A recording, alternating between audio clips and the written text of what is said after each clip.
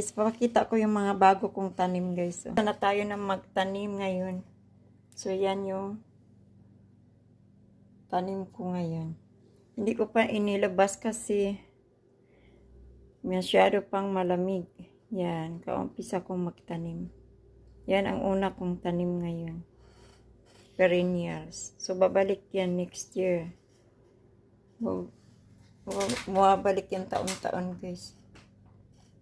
Yan, ganda. Purple ang kulay ng bulaklak niya.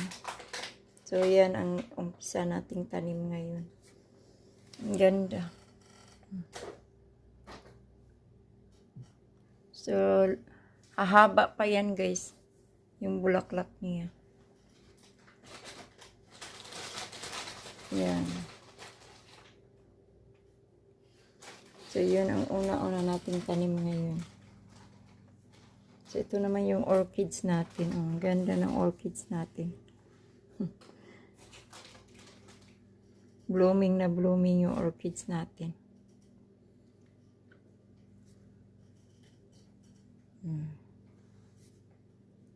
Yan guys.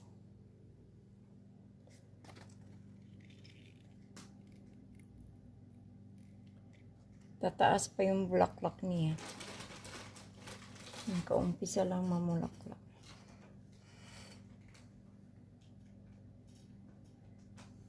Ang ganda.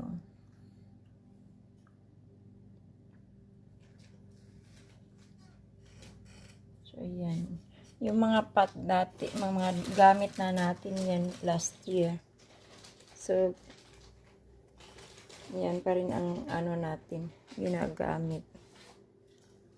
Tinatabi ko lang yan guys. Tapos, ginagamit ko ulit.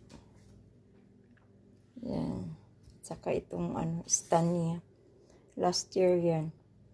So, hindi na natin kailangan bumili pa. Yung bagong paso at saka stand. Kasi marami na tayong ano, mga naipon last year.